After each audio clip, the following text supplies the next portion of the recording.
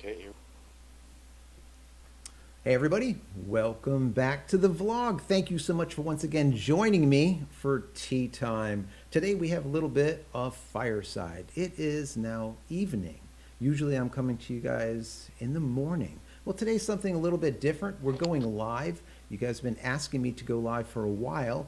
And I said, you know what? I'm going to go ahead and do it. We got a new setup here, so if there's some quirky stuff that happens, I have to apologize before we even get started. But just so you understand, we're going live, but we have someone else with us. So it's not just me talking to you guys, hanging out today. We have Sean Muller with us, and he is an astrophotographer, which is super cool. He's out of Canada.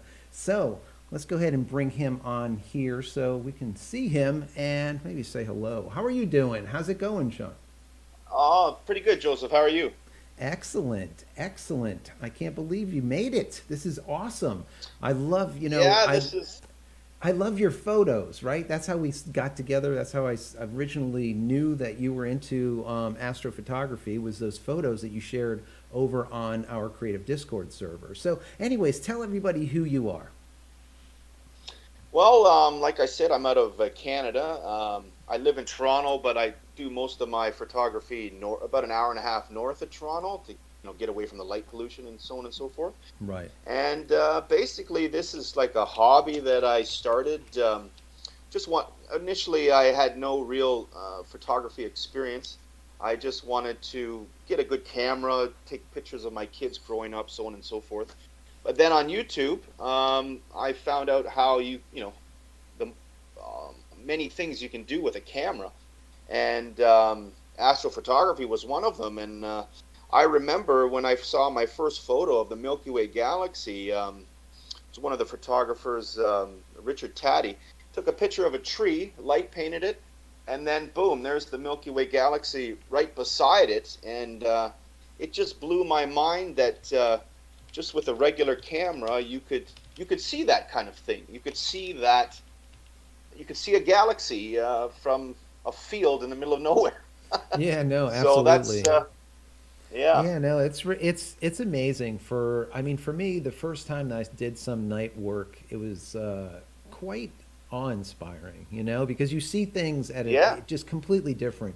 What kind of got me into it was I saw this guy put together, I think it was like a 2-minute movie, basically, of all these clips, thousands of clips, and you can actually see like the Milky Way. You can see everything moving and the stars turning, and just how we're just like this little ball just tumbling out in absolutely never land, pretty mhm, much. And it's just awe-inspiring on how small, how just yeah, minuscule that we are here on this little tiny blue planet. So I think it's absolutely awesome. And while we're talking, I'm going to throw up some of your images that you've taken sure, that we've seen. But before yeah, I do that, I want to ask you real quick. This is going to be a lot of questions right out the get-go. People are going to be like, okay, so what does he use for doing this type of work? Because some people are, let's say, knowledgeable when it comes to low light, and some people are not.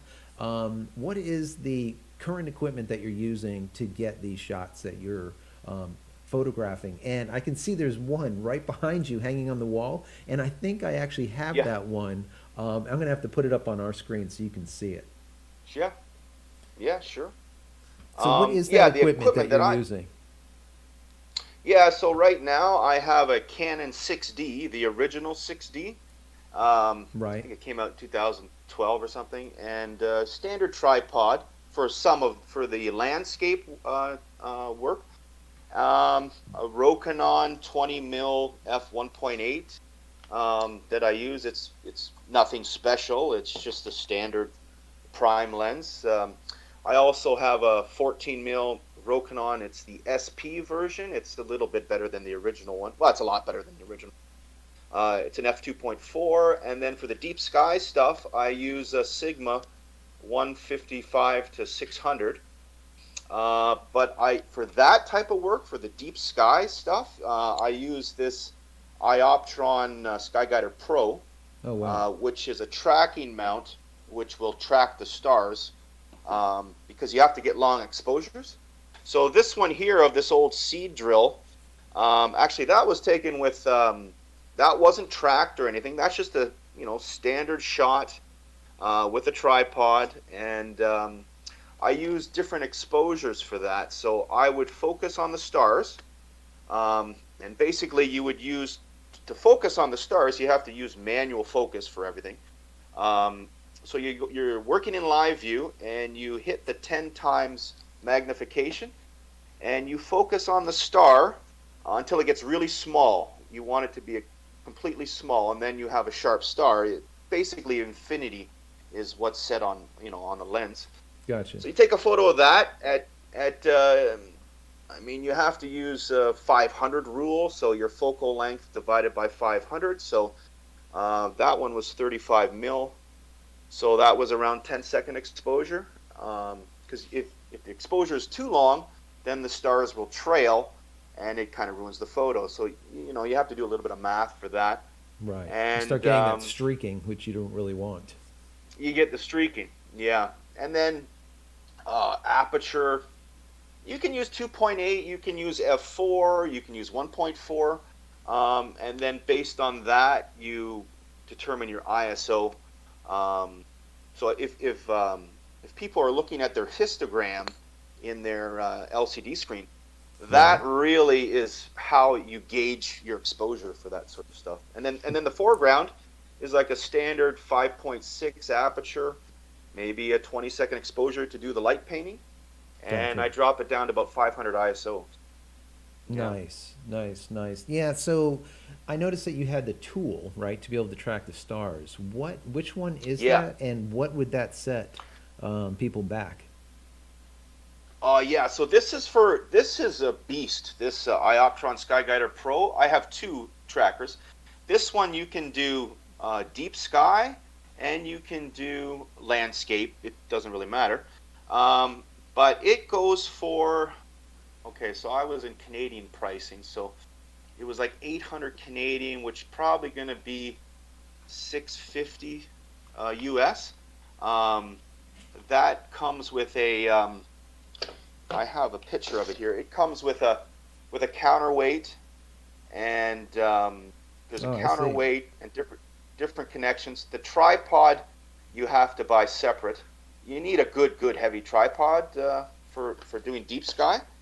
And so with that, you polar align. So right here, this one is a little different. This is the I-polar version, so it has a camera inside, and you point it up to the to the I-polar, to the Polaris star, the North Star. Right. And that's how you set your timing, basically, on how this thing will rotate. It's a little bit of a mechanism, right, to dial it in. And it's 650 US. I mean, it's not cheap. No, so then but this one does deep sky and landscape. It does everything because it's really beefy. But then I have this other one that I just got like a month ago.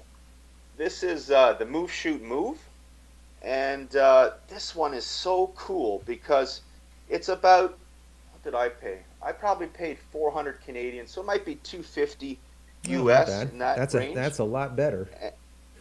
Yeah, and it's designed for well, actually, I've used it 135 millimeter on a crop sensor camera, so I used it for 30-second exposure, but it's designed for wide angle stuff. So I really like to do landscape astro and like light paint with the equipment there and everything. So, but this thing, it has a little, I don't want to point it at the camera, but it has a laser, and you just eyeball it. You look, take the laser and line it up with the Polaris star, right? And then you're good to go. That's it. It takes like 30 seconds. It's unbelievable. Wow. That's really interesting. I've been able to do 4-minute exposures at 20 mil, 35 mil. Oh yeah, wow. This is one here. This was this is about a 2-minute exposure. Wow. I did with my 14 mil SP. But so the longer exposures, you get the longer exposure and you can drop the ISO. So Yeah, you I can could see run there it was a like lot of wind 300. there. You could see the blurry trees for sure, but those Yeah, stars are pinpoint, and you don't see any streaks on yeah, those stars. So that no, machine is working yeah, pretty well. And you said this one was what, yeah, $250? yeah. The ballpark, yeah. The Yeah, that's not move, shoot, bad. move, and it is easy. Like it is so easy to use. Like I kind of wish I heard about this one first because it is so easy to use. It's just unbelievable. Um, it's in regards like I work in the cold. I live in the cold most of the time, so the battery life isn't the greatest. But then I have a external battery I can plug it into. Um, with this Ioptron, this thing can go. I mean, I've had it for about 2.5 years. I think I've only charged it 4 times. Like it goes forever. This thing. So, Wow. and it's better for deep sky. But this move shoot move, I think it came out about 2 years ago, and it is just fantastic. So Yeah, I just brought up another one of your images. I really do like that the images are not always about the sky. It's always about something in the foreground, whatever it is, yeah, some type of farm equipment, some kind of equipment, and then you light paint it yeah, after the fact, after you're done with the full exposure yeah, on the stars. And it just is yep, cool. I really like it because it just adds like a different layer. A lot of the astrophotography that you see, which are, some of it is absolutely gorgeous. It's, yeah. more of the sky and the sky and more of the sky, and that's it. I really like when you start bringing in Yeah. some of the, the things that are more terrestrial instead of just everything up there in the sky. It gives you a Oh little bit, yeah. I Well, think, of a thank you. sense of scale, right? A little bit of a sense of Yeah, scale. that's again getting back to Richard Taddy, he does this in Australia. He's on YouTube, and when I saw that, it's like because I grew up on a farm, I grew up with all this equipment. I'm like, wow, that stuff has been out there. Like that's there. That the Milky Way is there. Like it's just that's what really got me hooked. Is like if you can learn how to use your camera you can see this stuff. Like the Yeah. camera will see things that the eye can't, right? Exactly, So exactly. I yeah, have one here that I'm going to put on right now. And this is more of a shot that there's absolutely nothing in the foreground. It's just all sky, and it's absolutely gorgeous. And it looks like this oh might be yeah, Andromeda, or where is yeah, this? yeah. That's the Andromeda Galaxy. So that Okay, is one that I shot. I have a Sigma 150 to 600, it's and gorgeous. I shot that. Oh, thank you very much. I thought I shot that with this Ioptron, the bigger one. Mm, Um, and I was doing about 30-second exposures. I probably could have pushed it a bit more. Different with higher end mounts and telescopes and so on and so forth. You can push like 4 minutes with that type of object. You just have to buy the bigger mount, the German equatorial mount. It's called. gotcha. Mine's just a little compact thing, but yeah, Yeah, that that's beautiful. Andromeda one that was pretty cool because I actually used Affinity Photo to edit that, and I used one of the people that has their tutorials on Affinity Right. uh, could show you step by step how to bring that detail out. So Yeah, yeah, it was I pretty find cool. that fascinating too. You're using Affinity Photo in comparison to using Photoshop or anything else. I mean, I ended up putting together the whole Life After Adobe cutting the cord thing, and that was like a major thing when I put it together like a year and a half ago or something. When I went cold turkey and got rid of all Adobe software completely and was looking for alternatives. And I took everyone on this journey with me. And I'm not sure if you were there with me at the time, but I'm glad that you Oh, moved over definitely, to yeah. Affinity. I was Oh, there. were you? Yeah, I was there from beginning to end. Like I started watching you, I think in January 2019 in that area, that Right. time period, and not soon long after that, that's when the whole journey took with different editing systems. And I was like, I'm researching, and I'm like, uh, Photoshop, like this is just a hobby, man. I'm not making any money off this. Like this is Right. just I can't invest that kind of money in something like every month, right? And Yeah. it's not mine, it's somebody else's. So Yeah. I mean that was a real game changer for me, where I could find something that was, I think I paid US pricing maybe $45-50 or Yeah, it's something. amazing. You just buy And something for $45 and now you have it in perpetuity instead of yeah, paying ad nauseum. You're constantly paying Adobe yeah, every month, every month, every month. Some people don't mind doing exactly. it. For us in studio, we had many of seats, many of licenses, and some of these studio packages were like anywhere from $1,500 to $1,800 for the full studio. Now imagine, a bunch of Yeah, seats of this. It got to be extremely expensive.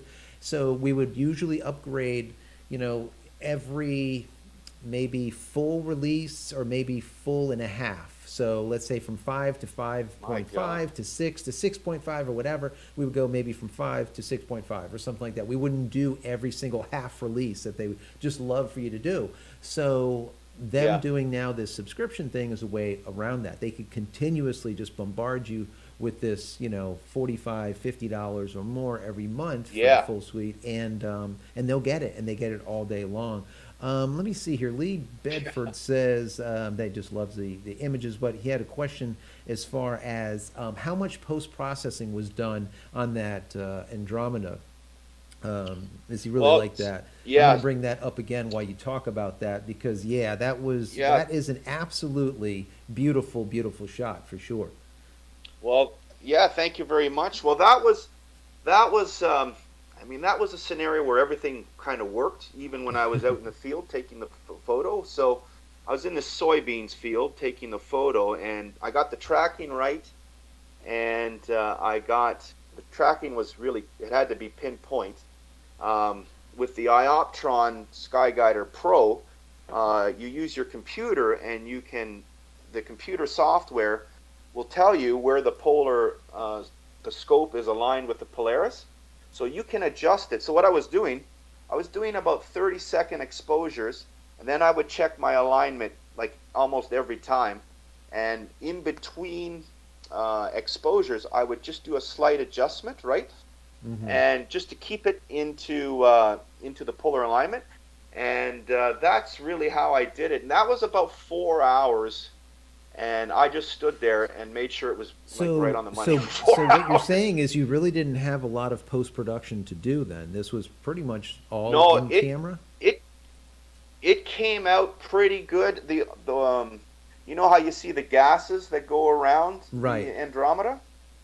That was because of the post processing. So I used curves and levels. Primarily levels was really Uh what huh. helped bring that out.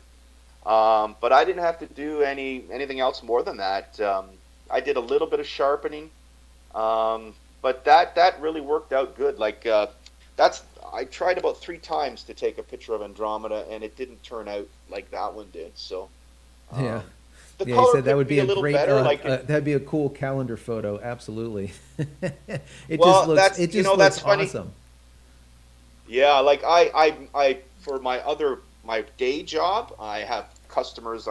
I'm a mechanic. I fix forklifts, so I run my own business. So what I did was all those photos you see on your Discord server, I made a calendar and I gave them to my customers for Christmas.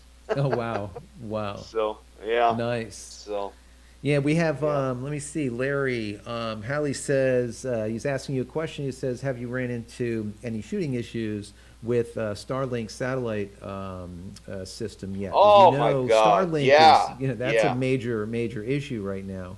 So, yeah, what have you seen as far as, I mean, those things are like, yeah. they're like processions that are, they're like literally Oh every few yeah. centimeters apart.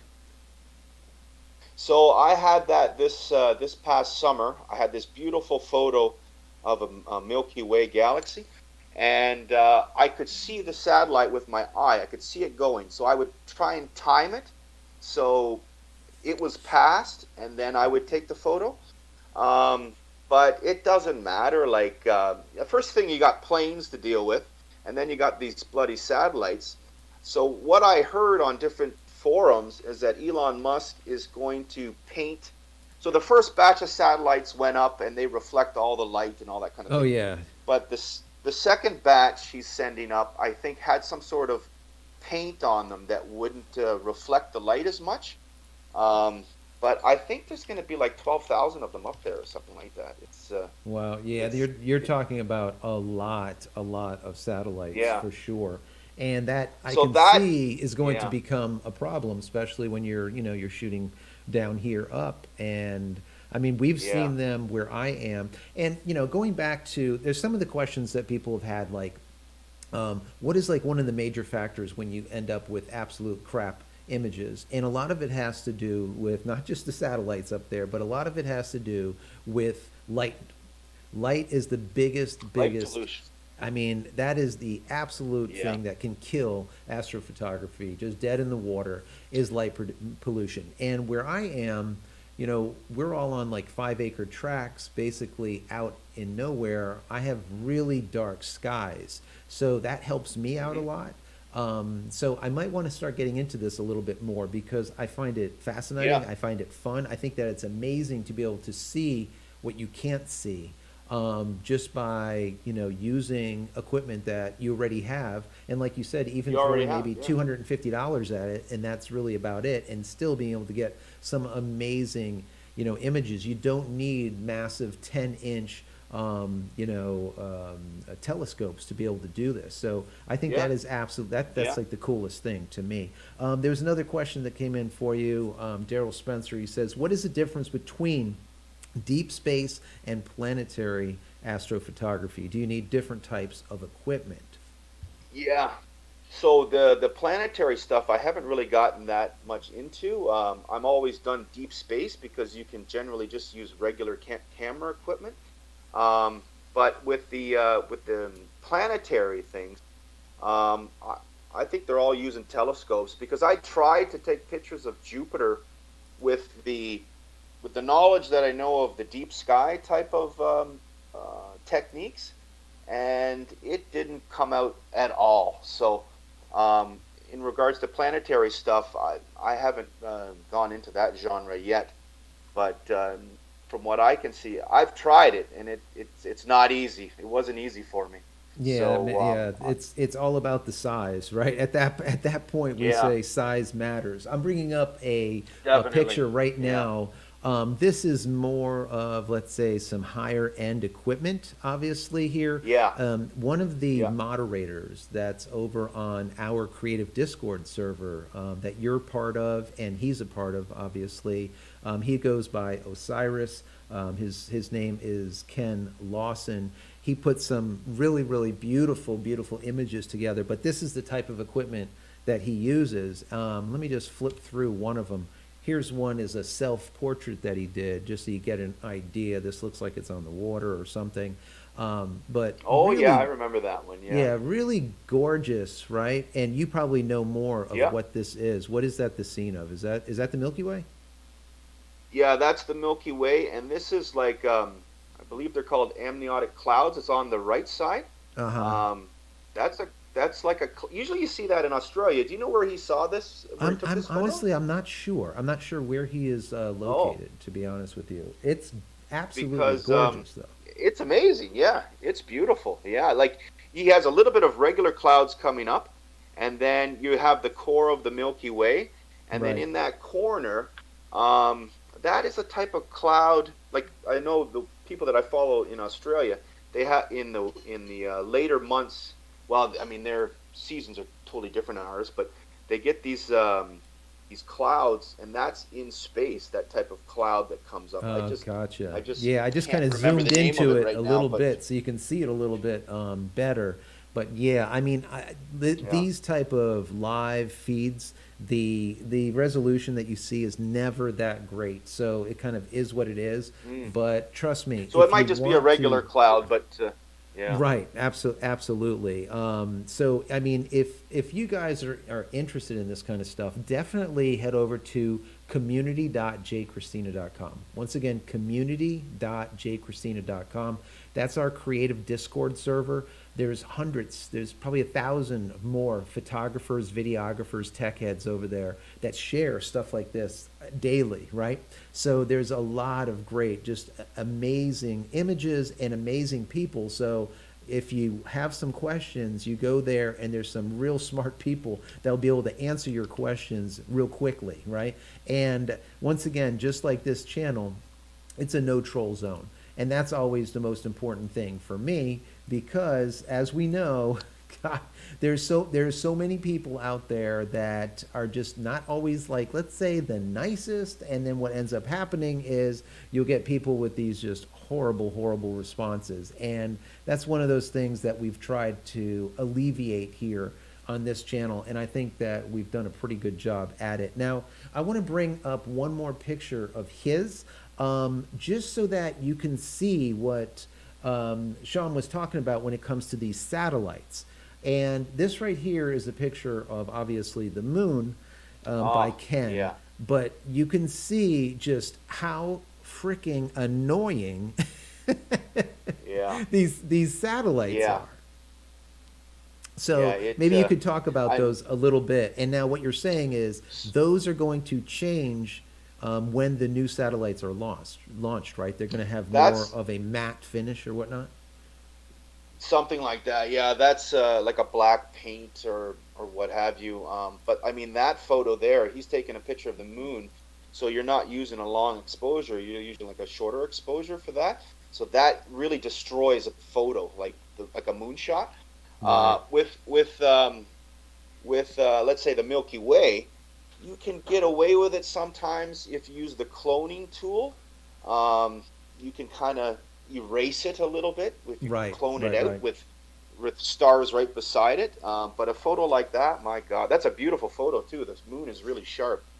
And then, like you said, I mean, you're going to have to clone this stuff out just to make it work, which is really annoying that you have to do that just because of, these satellites. And what was the number? How many did he say he was putting up? I know it's a lot. I heard it was 12,000, but because I think he wants to do the self-driving car thing, so you need a lot of satellites, a lot of information being passed backwards and forth. So I thought it was 12,000. Now that could be wrong. I hope it's wrong. I hope I'm wrong. Right. But I heard it was like over the next 10 years, it's going to revolutionize everything. So. We'll see. Larry Halley, he says, any advice for a 101 quick study to get me up and running? Well, and he's got a Nikon D3500 DSLR and a 400 to 600 millimeter telescope. Oh wow, okay. So if you can actually take, like, when I took that Andromeda photo, I did it with a tracker and so on and so forth. But if you're going to use, let's say 400 mil on that Nikon Nikkor lens that he has, you can do it without tracking. All you have to do is really figure out your rule of 500.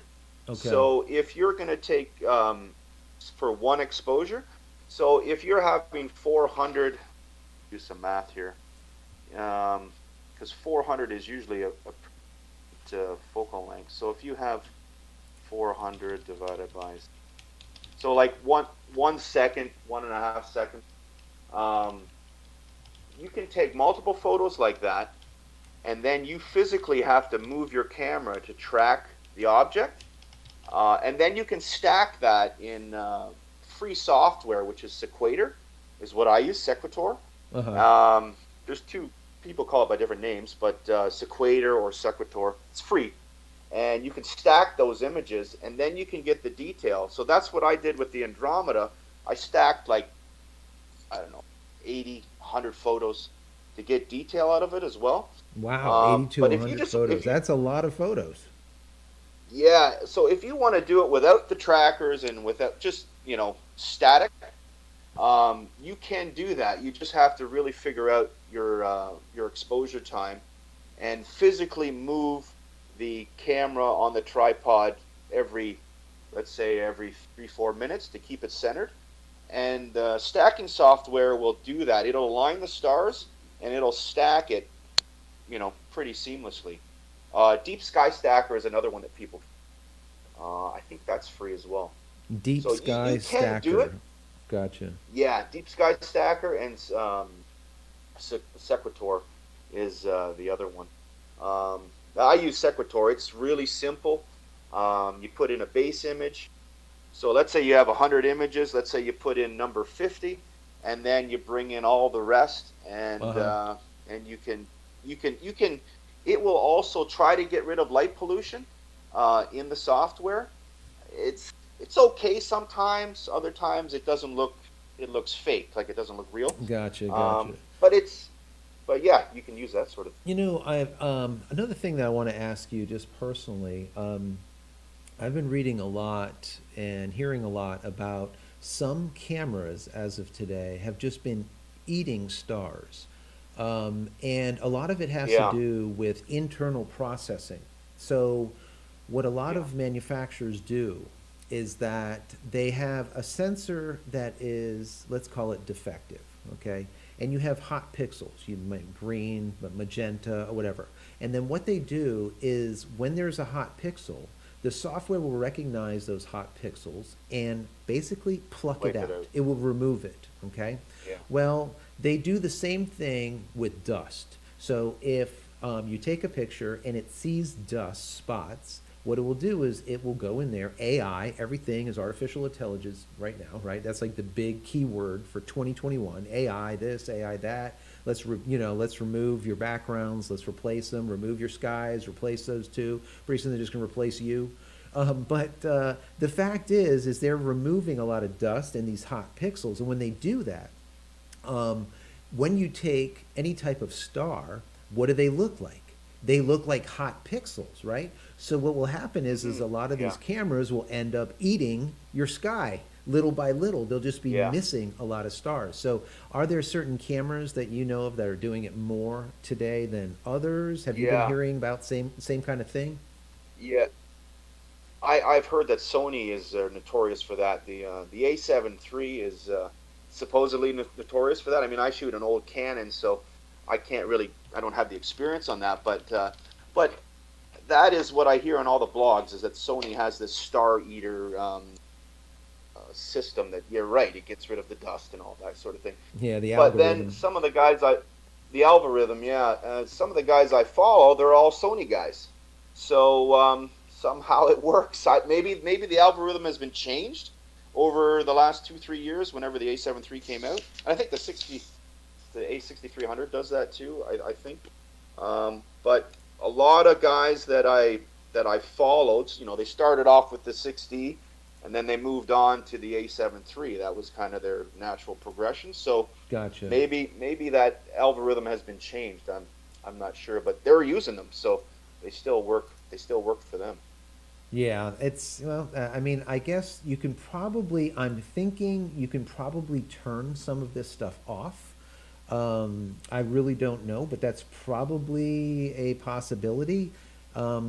I'm going to bring up one more picture here. This was, I believe this was one of Ken's pictures, but I just kind of want you to talk about it because it looks Oh like yeah, it's now flat. It's completely different than how I would see this. yeah. And this So is the Milky Way, right? that's the Milky Way, and that must be in Australia, I think, because again, it looks familiar where the Milky Way is flat like that. Um, we up in Canada here, we get it something like that in maybe in April, May. You Okay. might get it somewhat flat, but not this flat. Like this is pretty incredible. Right. Um, yeah, that's the Milky Way. It just looks fantastic going sideways like that. Yeah, It's and just we can beautiful. see if we kind of zoom in here a little bit. I want to get in here a little bit tight. Bear with me, guys. Remember, we're doing this live, so it's not going to be as crystal clear as what I'm seeing. Like I said, if you want to see these original images in full resolution, you can go over to community.jcristina.com and just get onto the Creative Discord server and then head into the Astrophotography chat room, and you'll be able to see all these. We can see on this edge here, and I'm sure you can see it too. There is a little bit of a pulling, a little bit of a blurring, a little bit of emotion going on here towards the edges. Whereas if we Hmm. move to the dead center, we're seeing really nice round stars. So there's I would guess that has to do with the equipment, how long the Yeah, exposures are, and a lot of other factors that are getting into it. that's correct. Like sometimes you'll have lenses that have corner distortion, astigmatism, coma going on in the corners. Gotcha.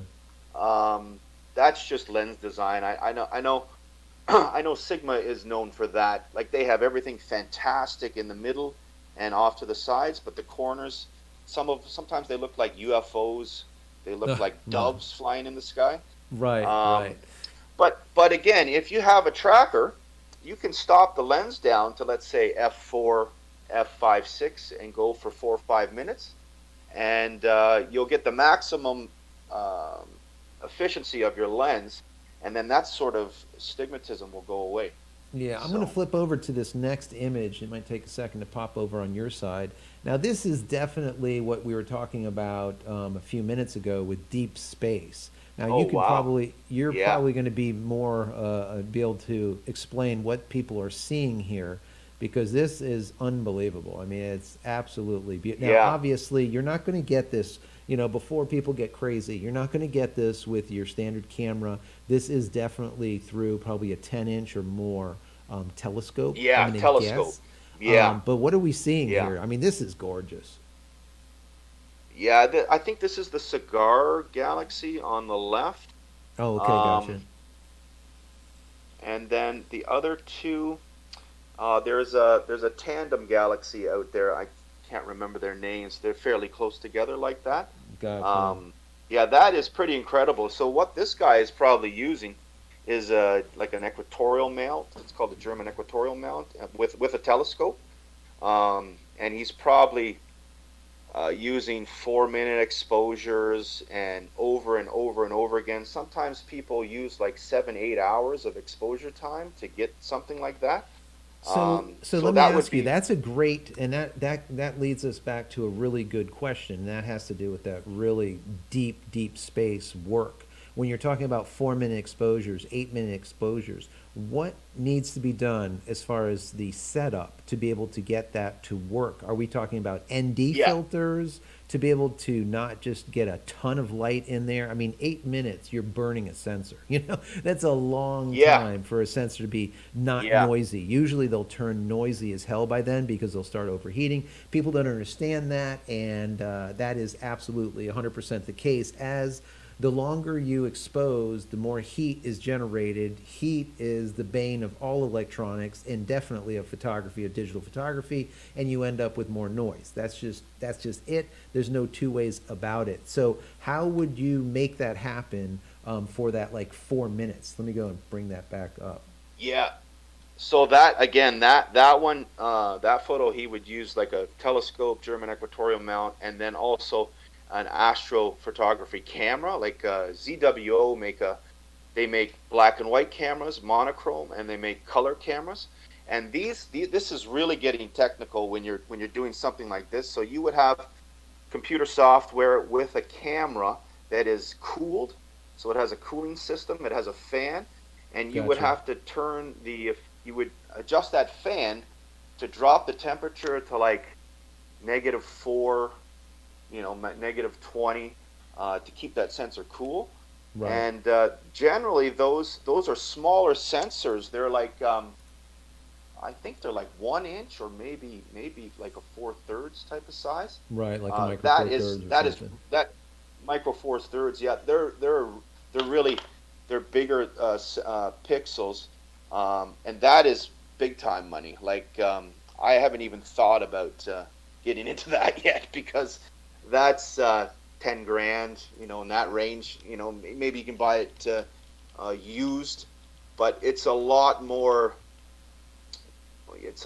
knowledge you have to gain to Yeah, run that and the, that the amount of camera. money I would imagine is, you're putting in a lot of money to be able to do those kind of images. So I think, Yeah, getting yeah, some basic, just getting out there and just shooting the night sky and learning your yeah, gear, learning your equipment, and seeing, how long can you go without it becoming extremely noisy? What is that number?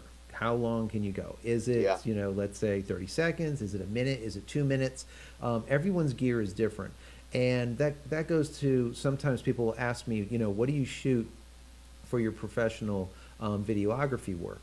Well, I do video, commercial video. I also do DP work. So, you know, I've been a director of photography for some time. I do all of this type of things. I do work that I really can't talk about because it's all NDA'd. But the main thing is when we're doing, let's say, video work, and it's something that is long form, we most of the time will bring in a, like for example, a C300 or C500. Why is that? Well, it has a built-in fan in it, and you can shoot 4K all day long, and you don't have to worry about it overheating, and you don't have to worry about noise. We'll do the same thing. Sometimes we'll get a Panasonic EVA, like an EVA-1, an EVA-1 or something like that, which is cooled, but you don't have the continuous autofocus or anything that you do with Canon. So we usually stick with Canon for that high-end videography. And what's interesting with this, and a lot of people don't know, you can slap like a C500 4K Canon camera, right, a C-series camera, onto a telescope, and now turn all of these images into 2, 3, 4-minute videos as the Earth is rotating, and it looks unbelievable. And I'll probably share a link. There was a link, I think Ken, the moderator over on the Discord server for Astrophotography, he did, I think, a 2 or 3 minute, and you probably watched it.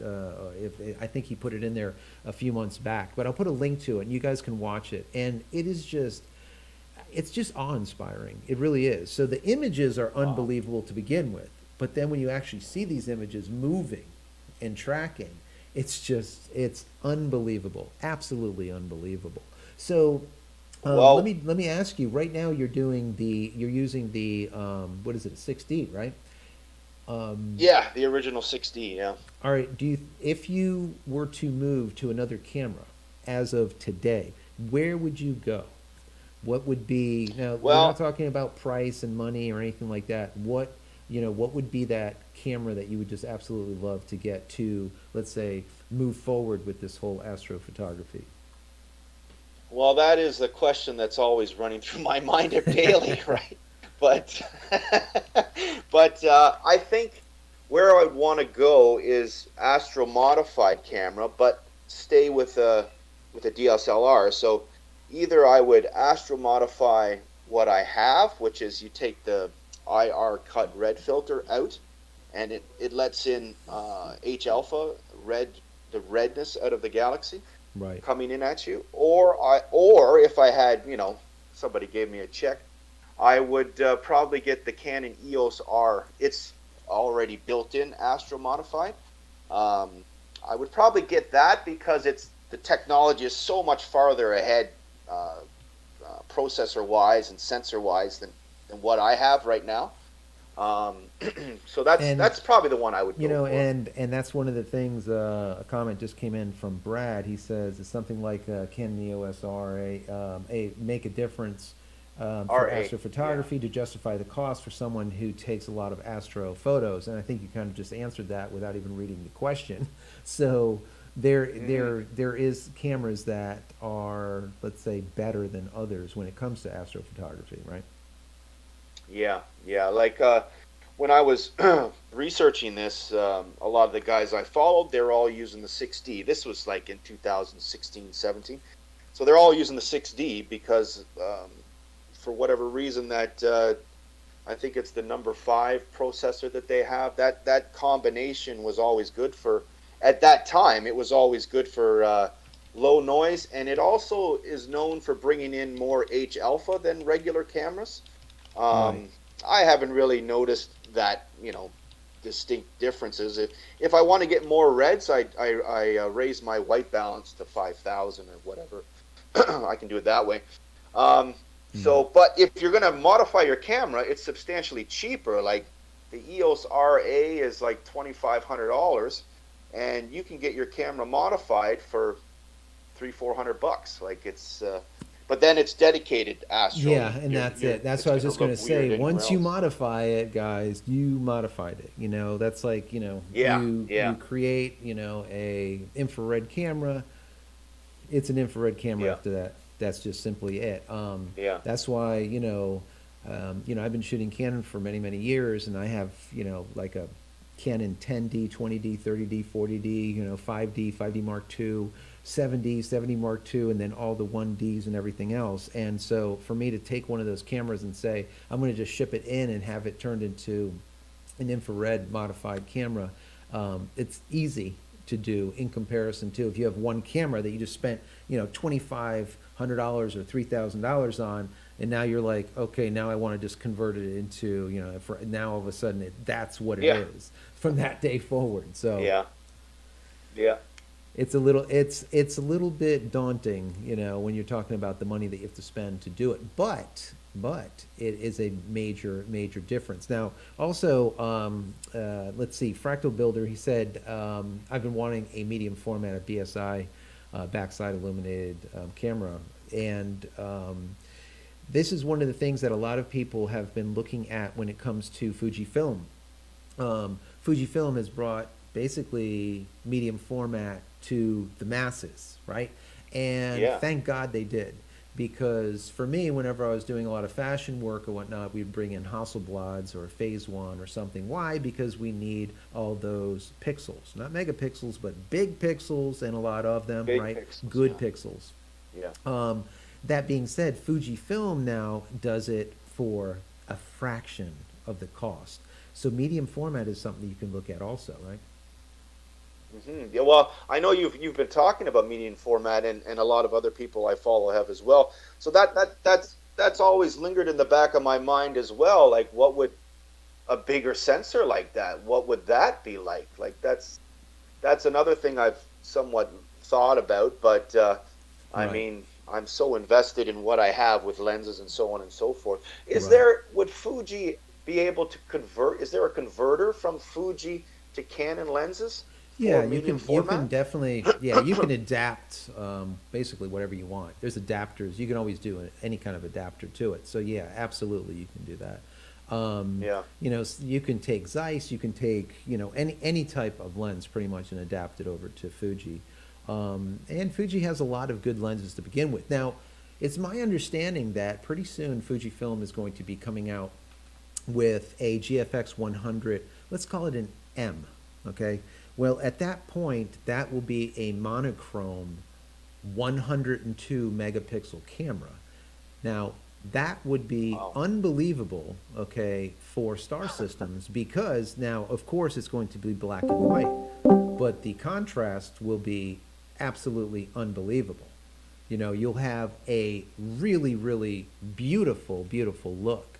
So, going forward, is it something that, is it something that you can do or not do? It really depends on the money, how much you are willing to spend to be able to make that happen. Okay, so if money is not an issue, then, well, then you can probably do it. But if not, then you're going to have to just wait a little bit and not go that direction, because it costs a lot to be able to do it. So we lost Sean, but I think I got him back here. There you are. I see you. I think you're back. We disconnected, but you're back. Can you hear me? Let's see. Are you there, Sean? Okay. Can you hear me, bud? Yeah, I don't know what happened there. No, there you go. Well, you're back. That's all that counts. Can That's you good. hear me now? Yep, I can hear you. Yeah, I don't know what happened. Yep, I can hear you just fine.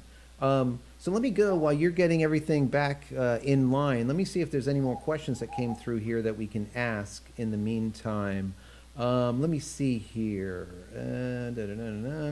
Larry says, yes, but Fujifilm is coming out with so many new models, and yes, they are still on the high end, but I really feel they will bring more to the mid-range in the future. And Larry, I agree with you. Fujifilm is really focusing on the affordable medium format. They circumvented, and you guys know it, and we've talked about this in the past, they've 100% circumvented the full frame mirrorless wars, right? They got rid of that altogether. They just went straight with medium format, and they did it really well. Now, Bear in mind, Fujifilm's sensor are the equivalent to an APS-C medium format in comparison to a full-frame medium format. What do I mean by that? Basically, a medium format sensor from Fujifilm is smaller. The dimensions are smaller than what you would find, like, for example, in a phase 1. All right, so it is smaller. So people are, you can't say they're apples to apples. It's apples to oranges, but you're still getting a sensor that is like 70% larger than what you would see in a full frame mirrorless camera. So it is a major, major difference. We're talking a big, big difference. So for me, I would say, well, where do you want to go with it? Do you want to spend that money or do you not want to spend that money? That is a big, big chunk when it comes to buying medium format, but like you were saying here, it's still cheap enough to be able to do it. And, we'll see what ends up happening with it and what they end up doing with it. I'm going to try getting Sean back on here. I think we somehow disconnected again. So let me go ahead and see if we can get him back on the line here. This is live, so nothing's ever going to be exactly perfect, that's for sure. So we'll see how it all goes. We're gonna find out. I'm gonna go through some more questions here. Let me see. We have let's see.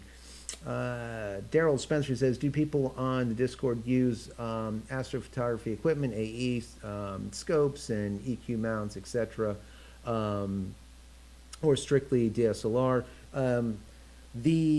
What we see on the creative Discord server, there's some people are doing it with just DSLRs, but then others, like for example, he goes by Osiris, or his name is Ken Lawson. He is currently using I think it's like an 8 or a 10-inch telescope.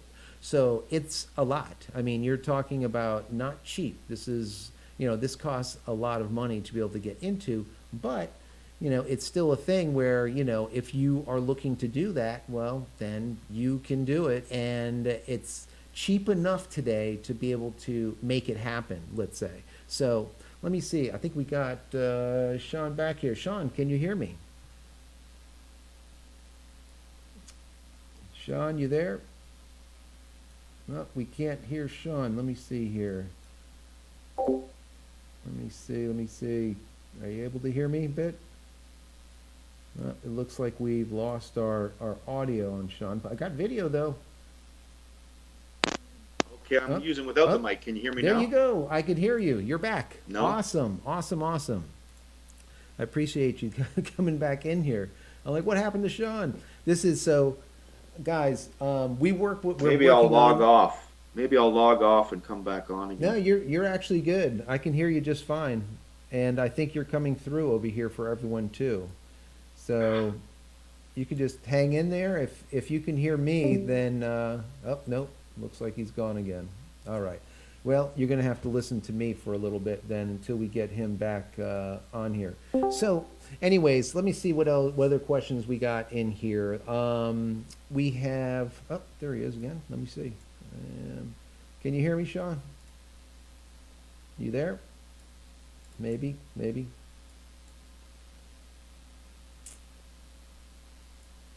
Well, looks like he cannot hear me. Well, this is some things that happen sometimes, but that's okay. We'll try to get him back in just a moment. Anyway, so what I was saying is, if you have the money to be able to do it, then by all means you can. When you go over to community.JCristina.com, the creative Discord server, you're going to find people that do DSLR work as well as telescope work. The moderator over there, like I said, Ken, he goes by Osiris or Osiris. He does both, so you'll be able to ask him any kind of questions that you have. Let's see, Fractal Builder says, how does a mono astro camera compared to use in an ILC without the sensor color filter array? So basically a mono camera. This is why like Leica have a mono black and white camera. And people are like, well, why in the hell would you spend that kind of money for a mono camera? Well, a camera that shoots only mono has a massive spectrum to it when it comes to dynamic range, okay? So the darks and the lights, instead of, let's say you have 1,000 points of dark to light, with a mono, you would end up, let's say, with 2,000. All right. So you end up with a lot more data. And when you're shooting up in the night sky, remember those stars are minuscule and you need a lot of light, right? You need to be able to capture that light. And a mono camera will definitely capture it a lot better than, let's say, one that is color. So yes, later on in post-production, you have to colorize whatever you're seeing, but that's not really very hard to do. And just so you know, the majority of the stuff that you see out there, professional work, a lot of that is colorized anyways. Some of those are shot mono and merged together with color. There's a lot of things that go on to make it happen. Let me see what else we got here. You able to hear me yet, Sean? Are you still there? Let's see. Sean, you there? I can see you, but I can't hear you as of yet. Might be a microphone issue. Let's see. John says, how difficult is it to convert a DSLR to infrared? How much?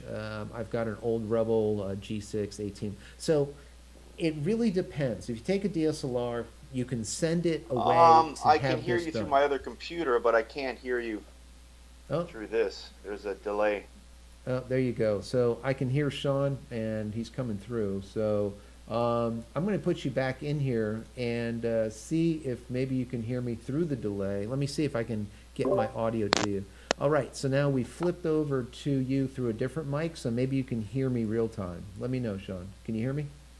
Okay, I can hear you now. Yep. All right, awesome, awesome. That's all it takes. Okay. We're going to get it. One way or another, we're going to get it. So there was a bunch of good questions that came through here. One of them had to do with mono, and I was explaining how a camera that does shoot, it's only a mono camera, is so valuable when it comes to doing astro work because the dynamic range that they have is a lot more. Maybe you can kind of extrapolate on that.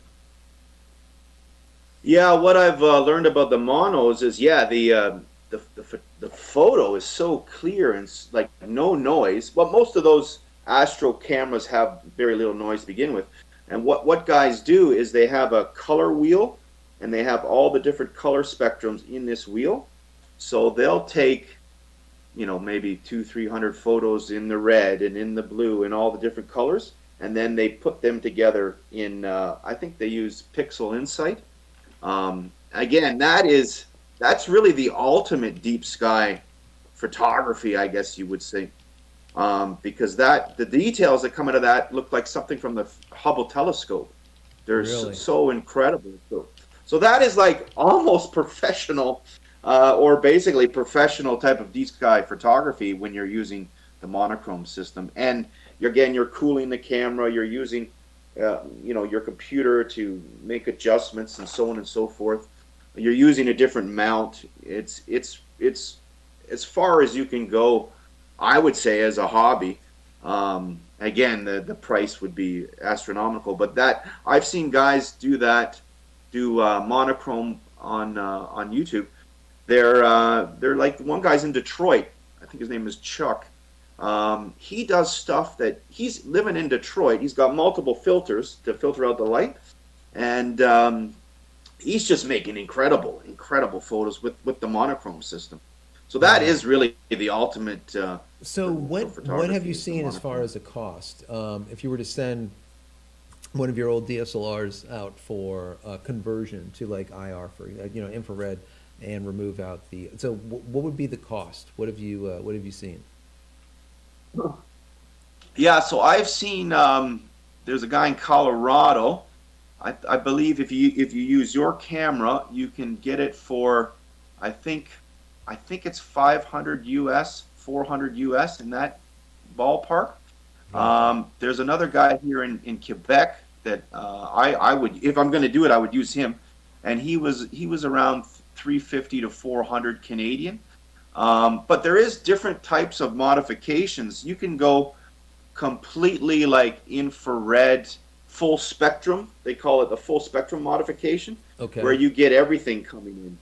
And then you can get the Astro modified spectrum, where it's devoted to getting more reds coming in, and so on and so forth.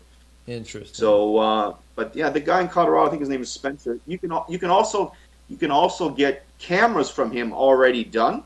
Uh-huh. But again, it's an extra cost. You can get a used, like you could get a used 6D from him, maybe 800, 900, 1,000 US. It's Oh, okay. already been So instead of modified. sending your camera in, you can basically get a used one from him that's already modified, and that's it. You don't have Yeah, to do anything. you don't have to do anything. Yeah, yeah. So, and then he Nice. also gives you, if you have a lens, a 95 77 millimeter, he can put a filter on in front of your lens that will filter out the red, so it brings it right back to a normal camera again. Right. So it's just a Oh, little so that spin-on that's pretty filter. cool. I didn't know that you can do that. Yeah, That's very interesting. Huh. All right. Well, yeah, that's something to that, people can look into because like I said, once you make those modifications, usually it's a end of story. Your camera now yeah. is You're done. only yeah, it's only for infrared or it's only for whatever the use case is, and that's it. And a lot of people have a hard time, especially today. We have COVID issues. People are not making the same amount of money that they were making last year and the year before, and now they have to justify, is this something that, even though that this is a passion of theirs, how much are they going to spend to do it? And if they do go down this road, is it something that's going to be a finite thing where they have to convert their camera and now they can't use it for anything else? That is always a big issue. So I like that. I like that idea a lot where you have the ability to purchase one that he just buys basically, I'm going to guess, probably a refurbished or a used camera. He Yeah, does the conversion and then he sells it to you with the markup of, let's say, $200-300 or whatever it costs for him to do the actual labor, I'm guessing. yeah, yeah. Exactly. Yeah, yep. And some of the cameras that I've read about that are good with that modification.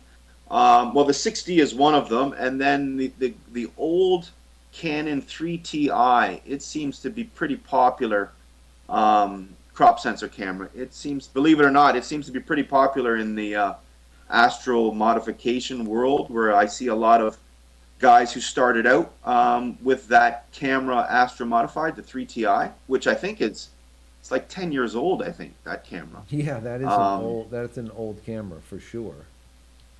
But yeah, so if a it lot does the of guys. trick, then yeah, that's fine, right? Yeah, If it does the yeah. trick, does the trick. Let me see, So that's Unbroken. an example there where you could just go on Google or on eBay, get it for $200, Right. and then get it modified for a little bit more. Yeah, and now you're doing really well, and you're pretty cheap. There was a let me see. Unbroken asked about Sigma has an IR filter that's removable, and he asked, what do you think on the highest 79 filter when you take off the IR? That seems to be a starting point. I'm not really Well, sure that's as the far as filter.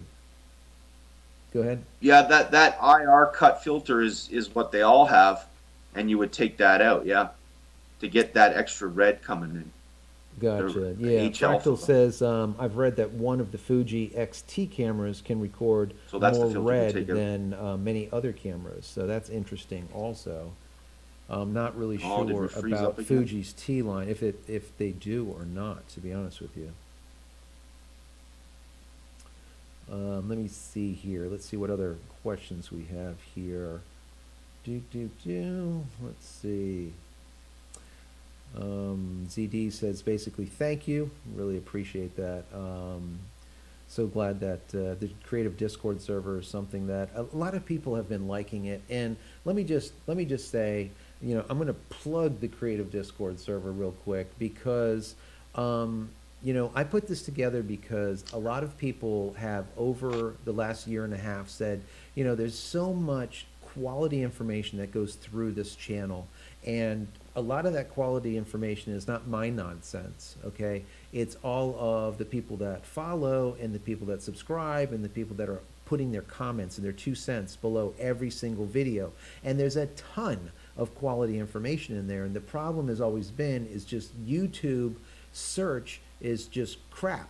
And I don't understand it because YouTube and Google are synonymous. When it comes to search, it's garbage. And if you say something that's amazing, like below one of my videos, for me to find it is basically impossible. So at that point, I said, you know what, where can we go to have these conversations and to share after the fact?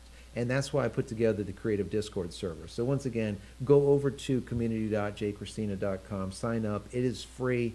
And there's just, it is a ton of chat rooms from just every different thing you can think of, from all the different cameras to astrophotography to underwater photography. There's moderators over there that are really, really good. And we highlighted not only Sean today, but we highlighted Osiris is what he goes by, or Ken Lawson. He doesn't even know about it, but I showed some of his work, and he is the moderator of the Astrophotography channel over there at the Creative Discord server, and he's amazing also. And he has a ton of good information. So if you have any kind of questions about it, just go there, ask them, and you know, could be within an hour, it could be within a day, it just depends on how often all of these folks are in there, but you'll get responses and you'll get quality answers in comparison to getting those answers here on YouTube. And then later on, you're like, oh my God, I know someone said something amazing. And then you're going through 300, 400, 500 questions like I am and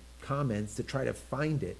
And sometimes it's next to impossible because it's embedded into responses of others. So it gets to be quite annoying. So once again, you know, I know you, one of the ways I even found Sean, or Sean's found us over here, is through the Creative Discord server. And he posts all of his images there along with a lot of other people. So definitely check that out. And we do appreciate him being on and fielding all these questions. So this has been a lot of fun. You know, we've been going now for about an hour, and I don't want to go too much longer because I know Sean wants to get going. I'm sure he's got little ones over there to tend to, but we'll go and answer a few more questions, take a look at what else is coming up over here, and let's see here. We got let's see if there's something in the meantime while I'm going through some of these questions. If there's something that you would like to say as far as just using your older equipment to be able to make this happen, is there, like, for example, a specific tripod that really will help out a lot, a specific head that might not, you know, just crush the bank account? Is there, you know, certain, let's say, affordable gear that people can get to really start off without really putting $250, $600 into a head? Yeah, I should have brought my tripod. I used Surrey. It's a Surrey tripod, and it's set me back. It's a good tripod. It's you know, heavy and, you know, good sturdy tripod. With the other tripods I had, when you would open them up, those little screws that would hold the legs on would keep on falling out and that sort of thing. This one doesn't have that problem. And I use it in snow. Like I used it yesterday. I was using it in snow. I've used it in mud. I've used it in everything. And it's really held up pretty well. And then the ball head I use is an Oben. I think it's a B117 Oben ball head. And it's you know, been in these terrible conditions as well. And I think it was like $85. The ball head I think was like $85, $90 US. That's not bad. And then the Surrey tripod is a mid-range Surrey. I can't remember the model, but I think it was under $200. So it was US. So it was it's worked out fairly well. Another one that I use, ball head, is Ioptron. They make the tracker. They also make a ball head, and it's good for about 20 pounds. Oh, okay. And it's really good. Yeah, it's really good. The Oben is also, I think, good for 17 pounds. But when you have like a heavy lens on a different tilt, or, you know, in an awkward position because you're trying to track Pleiades or something like that, you really need something tough. So that they work really well for me with bigger lenses on them. Yeah, so that doesn't sound they sound like they'd be reasonable for, someone's getting started, if you can get Yeah. into it for, a few $100s, now all of a sudden it kind of makes a little bit more sense and you're not having to, break the bank to make it happen. And that's what I think a Yeah. lot of people are looking for. I'm going to put up a couple of more of your images. This is the deep space image of Andromeda. If the folks haven't seen it as of yet that you shot, absolutely gorgeous. Um, I think this is, probably one of my favorite. I've always loved Andromeda. I like the gaseousness, let's say, of it, how it just kind of just smokes out. It's just absolutely beautiful. And if, like I said, if anyone wants to see all of these full res images, go over to the Creative Discord server, like I said earlier. Join there, and you'll be able to look at all of Sean's images in full resolution, and they're absolutely gorgeous. And one of the things that, like I said at the very beginning of the show, I love your work when it comes to astrophotography, but bringing stuff into the foreground. So you can just kind of get an idea, of size, of scope or scale. This image right here, I really like a lot. It looks like a massive star. I'm guessing that's probably the moon. That it's just amazing looking, absolutely beautiful. Maybe you can talk on this image just a little bit. Is this one of these images that was a long exposure, short? What lens did you use? This is the one that has that bright star dead center of it, and most likely that's probably the moon, I'm going to guess. Oh, the one with my system here is starting to crash again. But you mean the one with the truck frame and that star in the middle? Yes, yes, yes. Yeah, that was the moon actually. There we go. So that was kind of a unique. That was a mistake actually. I was rushing. I had to leave. I couldn't continue on that night. So I saw that the moon completely lined up with this truck, this old trailer truck frame. And I was using just the Canon 24-105, just a simple kit lens, L glass, but it comes with the 60. And on that specific lens at 24 mil, I find that f6.3 is a really good aperture for that length on that lens. So that was just a 30-second exposure, maybe 800 ISO. Oh wow! And it created a moon star basically. Yeah, it's And beautiful. yeah, You can see like a halo couldn't believe it. almost right above the moon. You can see almost like that little bit of a haloing that happens, which is absolutely beautiful. So one of the things that I know people want to ask that they didn't ask as of yet, I'm going to ask it. Light painting. I know that a lot of astrophotographers out there that bring landscape in so that they can later on have that foreground interest like you're doing here. What did you use as far as for light painting, and how long did you use it? Was this flash? Was it continuous light? How did you expose this? Yeah, it was just a standard LED light, and I put a orange filter over it.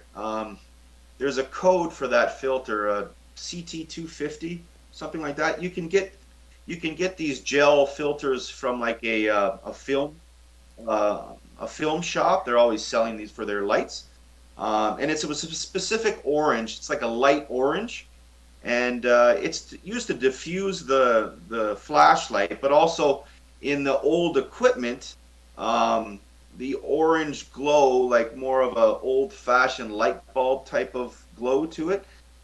It really seems to bring out the rust and the aging of all this Yeah, equipment it's we have beautiful. out there. Yeah, so that really worked out well.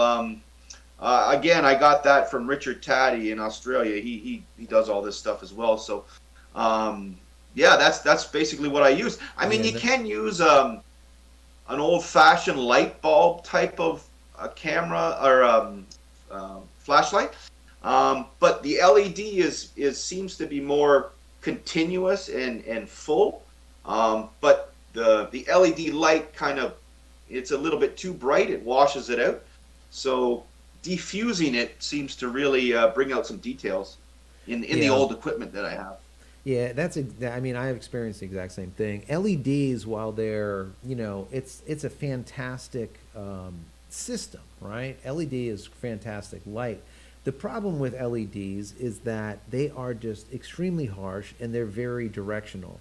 So instead of getting this very soft kind of light that just looks really nice, it just doesn't, right? So by taking an LED and then diffusing it, like you said, it makes it into something that to me is more palatable. All right, I just don't like the look of them, but you can definitely massage them into something that looks fantastic. So, but you just need to know Mhm. how to do it. It is not just take an LED light. Matter of fact, I have a review of an LED light that I'm going to be doing very soon that a company sent to me. And this light was really fantastic. And I'm going to show you guys. It is fully controllable. It's battery operated. It's small. It's about 4 to 6 inches or something. Power anywhere from 1% to 100%. And then of course you have your Kelvin that you can work on Oh, from wow. really blue all the way down to yellow. So that could be something that's perfect for this, because then you can Yeah. not only have something that looks good, but then you can also get your color right. For me, color is everything. I'm the guy that, invented the PRT, which is a photo reference tool. I'm very into color and getting color right in camera and not later on in post production and trying to guess. I'm not into that. Yes, you can do it, but I just like to try to get it in camera, what I see, so then later on, when you're in the studio, you're like, well, was that really the color or was it not? Get it right. In my personal opinion, I always like to get things right in camera instead of in post. So, but yeah, these little bricks are amazing and they're becoming cheaper and cheaper and cheaper. So it's something definitely to look into. What else do we have here? Let me look at a couple of more questions. Before before I do that, I want to ask you one question. As far as that ball head that you said, what was the price on that? You said it was like $80 or something for the ball head. Yeah, I think it was on B&H. It was below 100. It might have been on sale for 85 dollars. Maybe the regular price is $95. But it was fairly decent price. Gotcha. And it Yeah. was a So that's B, I think it was a B177 So gotcha. I mean, that's definitely cheap. That's definitely cheap for mhm. what it is, for sure. So what else do we have here? Let me see. Daryl says, so without buying more hardware, I can just use my 110 APO scope with DSLR attachment, EQ mount, and get a good shot like the Andromeda or Milky Way shot. Is that correct? That's correct. Like when I first started, I had an old telescope from Costco, right? And I got the adapter for it. And I mean, this telescope was, cheap and pathetic, but I got some pictures of the moon that were just, I couldn't believe I was that close to the moon. Like it blew your mind because you thought you were flying there on a Apollo 11 or whatever, and you're right there. And taking a video was just mind-boggling. And I mean, this 6D is not known for its video capabilities, right? But Right, right. but it just came out. It was just fantastic, and I did that maybe I did that 3 or 4 years ago, and I still watch it on my computer every now and then. It was just amazing. So yeah, you Yeah. can adapt your cameras, your DSLRs to telescopes and so on and so forth. It's Yeah, pretty easy. very, definitely, definitely. Well, I want to say, thank you for being on here. This is something that a lot of people have been asking about astrophotography, and I'm like, well, Yeah. who better to bring in as someone that's been doing it now for quite some time and have a good understanding of it. While I know it, I just don't know it as well as people that do it all the time. So this is something that I want to do going forward, and if you guys didn't hear my spiel before the new year, I want to have some great folks like Sean on. So if you are proficient at whatever it is and you want to talk about it, hit me up over at the Creative Discord server. Once again, community.jcristina.com. Send me over a DM, and we'll have this conversation just like we are doing now here with Sean, with you, about whatever it is. I don't care if it's business, I don't care if it's underwater stuff, fashion. It doesn't make a difference what it is. It could be video. Like I said, I'm a DP. I've been doing this stuff for many, many years. So if I don't have the answers, you probably do, and I want to have you on so we can have these conversations, because I think it not only benefits the channel to have great people on, but it benefits everyone that just comes and just wanders by and watches some of these videos, because they're going to learn something. And that's what this channel is always about ever since day one. It's about learning and just having that time together and be able to have a really good discord back and forth. And that's what we do. So I really want to thank you, Sean, for coming. This just beautiful work. Like I said, I absolutely love your work. And let me just ask you, is there somewhere, besides, of course, going over to our Creative Discord server, is there somewhere that people can see? Do you have an Instagram, or is there anywhere else, a website, that they can see your work? Or is there anywhere else that we can send them to go and see some of your stuff? Or are you just basically over on the Discord server? Yeah, well, I'll tell you the truth. I'm just on the Discord server. That's about it. Like, I don't have Instagram. Everyone tells me I should get one, but Right. I just been using you, and everything's been working out that way. And I've learned a lot too. Like when you talk about the underwater photography and so on and so forth, from your server, the different types of photography. But yeah, I'm just on the Discord server. That's All basically right. it. That's where I Well, am. fair enough. Definitely go over there, head over to the community.jcristina.com, and then head into the astrophotography chat room, and you'll find Sean there. You can ask him additional questions. And I want to thank you once again for being Yeah, here. It's really a pleasure having you, and we'll have you yeah. again, on in the future. Let's say when you put together some more images, we'll have you on. We'll talk about them or whatnot. Or if there's some new rig that you just got, we definitely want to have you on. You can talk about it, because Yeah. we Okay. are not only photographers, videographers. Most of us are tech heads. So even though we do photography or videography, we love tech. And today, photo is all tech. It's all about the tech. Yeah.